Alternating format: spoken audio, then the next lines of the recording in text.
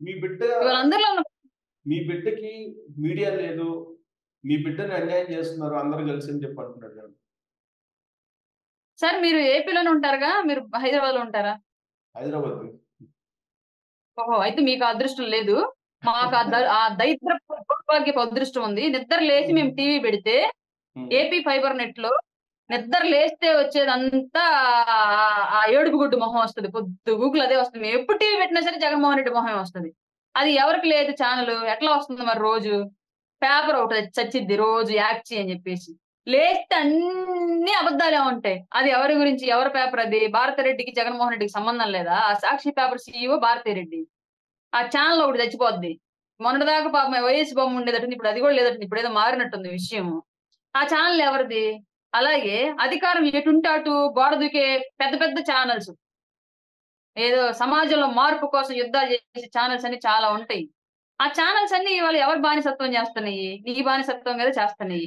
నిద్ర లేస్తే social media ప్రజల డబ్బులతోటి సోషల్ మీడియా వింగ్‌ని ఆర్గనైజ్డ్ చేసి ప్రజల ఖజానా నుంచి వాళ్ళకి డబ్బులిస్తా, పలానోళ్ళని తిట్టండి, పలానోళ్ళని మార్పింగులు చేయండి, పలానోళ్ళ మీద దాడులకెళ్ళండి అని చెప్పేసి నిరంతరం సోషల్ మీడియాని రన్ చేస్తున్నావు. అది ఎవరి కోసం రన్ చేస్తున్నావు? దాంట్లో చేస్తున్న దాష్టికం అంతా ఎవరి గురించి చేస్తున్నారు? వైసీపీ పార్టీ గురించే కదా! దాదాపు వందలాది యూట్యూబ్ ఛానెల్స్.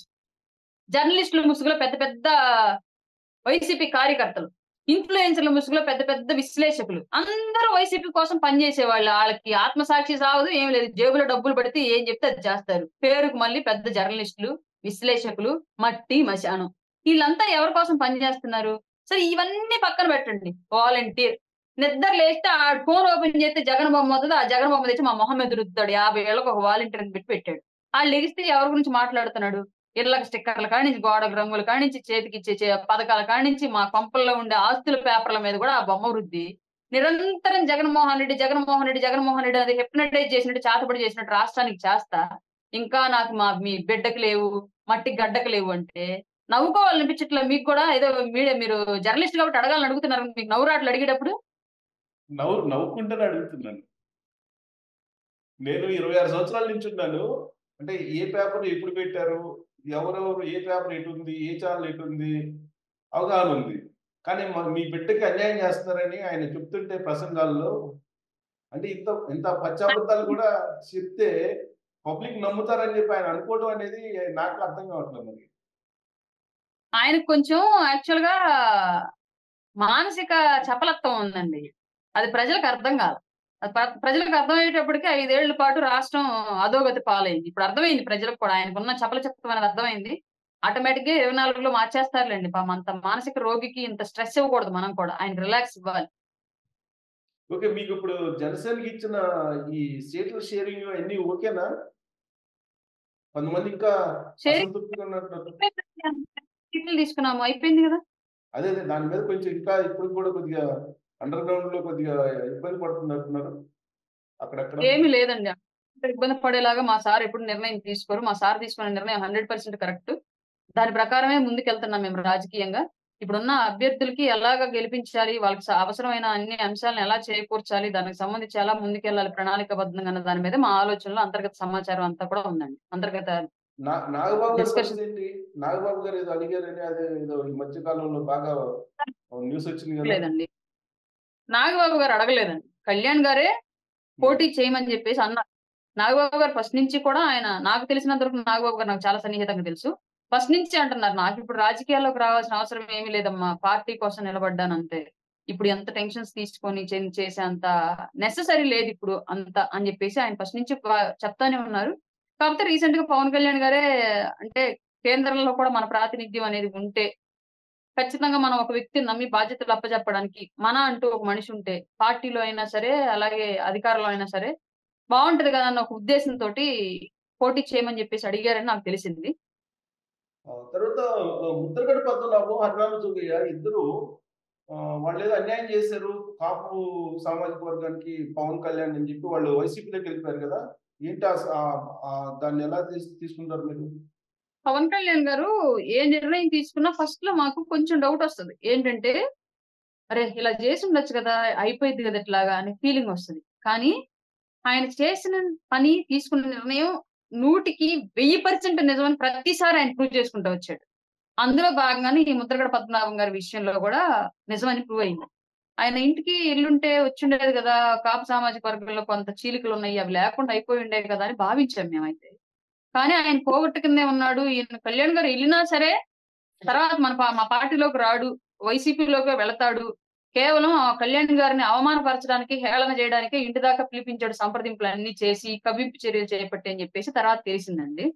ఇవాళ నాకు అర్థం కాని విషయం ఏంటంటే, సరే పవన్ కళ్యాణ్ గారు కాపుల కోసం ఎక్కువ టికెట్లు తీసుకోకుండా, లేదంటే ఈయన ముఖ్యమంత్రి గురించి అడగకుండా, కాపు సామాజిక వర్గానికి అన్యాయం చేశాడని జెప్పేసి వీళ్ళు మాట్లాడుతున్నారు.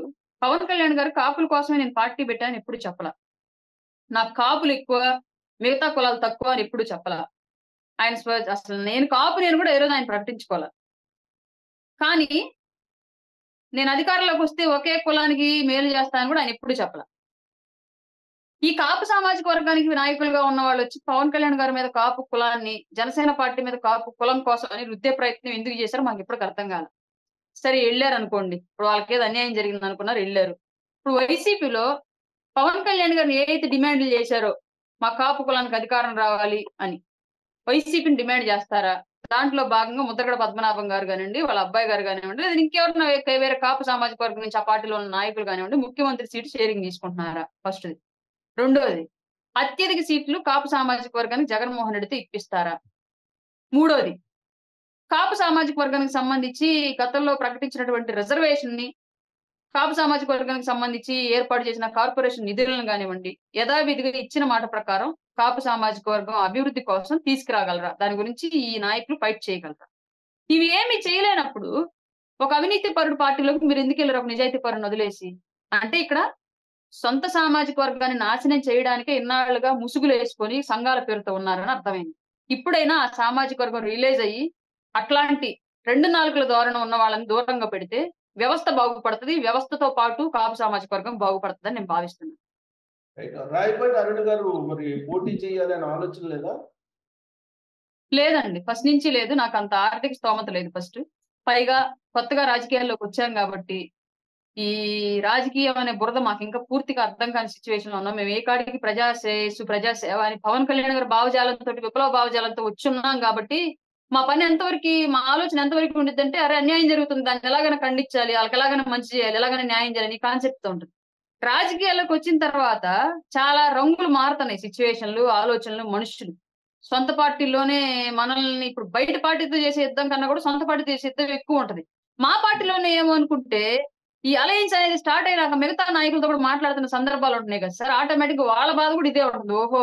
మనం ఒక్కలమే కాదు రూపాయికి ఎందరో 16 అనాలి అన్నట్లుగా రాజకీయాలు ఏ పార్టీలోకెళ్ళినా ఈ అంతర్గత పోరే ఎక్కువ అని చెప్పేసి ఇప్పుడు అర్థమవుతుంది మాకు ఆటోమేటిక్‌గా. హ్మ్. కాబట్టి కొంత మాకు అనుభవం అనేది కావాలి. ప్రజా సమస్యల మీద, వ్యవస్థల మీద ఒక అనుభవం అనేది వచ్చిన తర్వాత మేము అట్లాంటి ఆలోచనలు పెట్టుకుంటే అర్థం ఉంది గానివ్వండి. డబ్బులు లేని రాజకీయం చేయలేం ఫస్ట్‌ది. పవన్ కళ్యాణ్ గారికి భారంగా మారలేం రెండోది. మాకింకా అంత అనుభవం లేదు మూడోది. ఈ 3 అంశాలను దృష్టిలో పెట్టుకొని మాకు ఏ బాధ్యత అప్పగిస్తే మేము చేస్తామో దాన్నే పవన్ కళ్యాణ్ గారు మాకు అప్పగిస్తున్నారు. ఫర్దర్‌గా ఆయన ఏమి ఇవ్వాలి మాకు బాధ్యతలది కూడా ఆయన ఇష్టం. నేనైతే ఏం ఎక్స్‌పెక్ట్ చేయట్లా. మిగతా వాళ్ళేమైనా ఎక్స్‌పెక్ట్ చేస్తే చేసుండొచ్చు. ఒకవేళ ఇవ్వకపోతే ఆశాభంగం కలిగి ఏమన్నా నిర్వేదంలోకి ఎళ్ళుండొచ్చేమో గానీ, నేనైతే క్లియర్ టిక్కెట్లు అనే కాన్సెప్ట్ మైండ్‌లో లేదు. ఇస్తే చేస్తాననేదే తప్ప నాకు కావాలని ఎప్పటికి ఇప్పటికి అడగలేదు నేను. పవన్ కళ్యాణ్ గారు ప్రతి మీటింగ్‌లో ఏదో ఒక సందర్భంలో అరుణ రాయపాటి అని తీస్తూ ఉంటారు ఆయన. అది చూసి కంటగింపు కలిగి మీ మీద ఎవరైనా టార్గెట్ చేసారా ఈ మధ్య కాలంలో? ఆల్రెడీ ఒక ఇష్యూ అయినట్టుంది గదా! ఆ! అయిందండి. జరుగుతుంటాయి అవి సహజంగా. కాకపోతే అది ఆ స్థాయిలో సహజంగా ఏందంటే మిగతా పార్టీల్లో అంతర్గత రాజకీయాలనేవి అవతల వాడు పూర్తిగా అడుగంటిపోయేదాకా తొక్కేసాడన్న సంగతి తెలీదు. అట్లా జరిగిద్ది. మా పార్టీలో దరిద్రం ఏంటి అంటే పాపం కొత్తగా రాజకీయ నాయకులు అవుతున్న వాళ్ళం కాబట్టి అందరిమి టార్గెట్ చేసేది కూడా ఓపెన్‌గా టార్గెట్ చేసి అది మ్యాన్ హ్యాండ్లింగ్ దాకా తీసుకొచ్చి కొట్లాటలకు దిగారు. ఆవేశంలో చేశారా? ప్లాన్ ప్రకారం చేశారా? అన్నది అది ఆఫ్టర్ దట్ ఇన్వెస్టిగేషన్‌లో తేలిద్ది. అది దానికి సంబంధించి చట్టపరమైన చర్యలు తీసుకుంటారు. పార్టీ సైడ్ నుంచి కూడా ఆల్రెడీ మద్దతుగా పిలిచి మాట్లాడారు. దానికి సంబంధించి ఆఫ్టర్ ఎలక్షన్ యాక్షన్ అనేది ఉండిద్ది. కానీ ఇదే ఈ భావజాలం అనే దానిలో సీనియారిటీ లేకపోవడం మూలంగా ఇట్లా బహిరంగంగా తొక్కేసే ప్రయత్నం చేశారని చెప్పేసి నాకు అర్థమైందండి. ఒకళ్ళు ఎదుగుతుంటే ఎవరు దాన్ని ఎంకరేజ్ చేయరు గదండీ! వాళ్ళు తగ్గిపోతారన్న అభద్రతా భావం ఎవరిలో అయినా ఉండిద్దిగా. అట్లాంటి అభద్రతా భావం వల్ల కలిగిన దాడే అది. అంతేనా? లేదంటే దీని వెనక ఏమన్నా ప్రత్యర్థి పార్టీలు సంబంధించిన వాళ్ళ ప్రోత్సాహం ఏముందా? అది నాకు తెలీదండి. అట్లాంటి నిందలు నేను అపోజిట్ పార్టీల మీదే ఎయను. ఇంక సొంత పార్టీ మీద నేనెలా ఏస్తానండి? సొంత పార్టీలో ఉన్న వ్యక్తుల మీద. నాకది హ్మ్. తెలీదు. ఆఫ్టర్ ఇన్వెస్టిగేషను తేల్చుకోవాల్సిన విషయాలు అవన్నీ కూడా. నాకు తెలిసినంత వరకు అయితే అక్కడ జరిగిన దాడి నా కళ్ళ ముందే అంత వాంటెడ్ గానే జరిగింది. ఎవరో అక్కడ క్షణికావేశంలో చేసింది గాదు. వాంటెడ్ గానే జరిగింది. ఏం జరిగిందో అదే నేను పార్టీకి అలాగే పోలీస్ డిపార్ట్‌మెంట్‌కి కూడా చెప్పాను. అంతర్గతంగా తొక్కివేయాలని చేసే ప్రయత్నాల్లో భాగంగానే ఇది అయ్యుండొచ్చని కూడా నేను అనుకుంటున్నాను. ఎందుకంటే నాకు స్థానికంగా గూడా చాలా అవమానాలు జరుగుతున్నాయి గాబట్టి. వాటన్నింటిని దృష్టిలో పెట్టుకొని ఇది కావాలని చేశారని జెప్పేసి నేను భావించాను. హ్మ్. అంటే ఆ మధ్య కూడా బాలినేని శ్రీనివాస్‌ది ఇష్యూ అయింది కదా! ఒకసారి. బాలినేని శ్రీనివాస్ రెడ్డిది. ఇప్పుడు అప్పటి నుంచి కొంచెం ప్రత్యర్థులు కూడా మీ మీద కన్నేసినట్టున్నారు కదా! ప్రత్యర్థులు కన్ను ఎప్పుడో యేసుంటారండి. మీరు వైఎస్ఆర్‌సీపీ పార్టీ సోషల్ మీడియాను గనుక ఒకసారి గమనించినట్లయితే, రాయపాటి అరుణ మీద జరిగినంత సోషల్ మీడియా దాడి ఇంకెవ్వరి మీద జరగదు. ఆళ్ళు పెద్ద పెద్ద తోపులైనా సరే. కేవలం రాయపాటి అరుణని టార్గెట్ సోషల్ మీడియాకి మెయిన్‌గా. అవును. ఫస్ట్ ప్లేస్‌లో నేనుంటా. తర్వాత ర్యాంకింగ్స్ మిగతా వాళ్ళకి ఎవరికైనా సరే. వైఎస్ఆర్‌సీపీ సోషల్ మీడియా కానియండి, వైఎస్ఆర్‌సీపీ పార్టీలో క్రిమినల్ మైండ్ సెట్ ఉన్న నాయకులకి అందరికీ కాదు. ఎందుకంటే వైఎస్ఆర్‌సీపీ పార్టీలో కూడా కొంతమంది మంచి నాయకులున్నారు. ఆలోచన విధానము రాజకీయంగా ఉండేవాళ్ళున్నారు. కేవలం ఈ బురదలో పడి సోషల్ మీడియా ఐపాక్ టీమ్‌ని ఈ రొచ్చులో పడి కొట్టుకున్న నాయకులే బుద్ధి పాడు చేసుకున్నారు. అట్లాంటి వాళ్ళకి నేను టార్గెట్ గానే ఉన్నాను. రాయపాటి అదా రాయపాటి గారు అంటే ఇప్పుడు బాలినేనికి కూడా భయమేనా? భయం లాంటి పెద్ద పెద్ద మాటలెందుకులెండి. వాళ్ళంతా పెద్ద పెద్ద మహావృక్షాలు. ఆళ్ళ ముందు చిన్న గడ్డి మొక్కని. కాకపోతే ఏంటంటే నిజాయితీగా ఉంటాను. ఆ అమ్మాయి హ్మ్. గొంతు, ఆ అమ్మాయి నిజాయితీతో మనం వెళ్లి కదిలించుకుంటే రాయేసినట్టే. ఇంకా అనవసరంగా మనకే చుట్టుకుంటదన్న భావనలో ఉంటారంతే. సో, ఈ ఇన్సిడెంట్ అయిన తర్వాత పవన్ కళ్యాణ్ గారు పిలిచి మాట్లాడారా మీతోటి? పవన్ కళ్యాణ్ గారు ఈ ఇన్సిడెంట్ ఏది 'వాసు' గారి ఇన్సిడెంట్ అయ్యాక మాట్లాడారండి. కాదు. రీసెంట్‌గా అదే. ఇంటర్నల్ ఇష్యూ ఆ!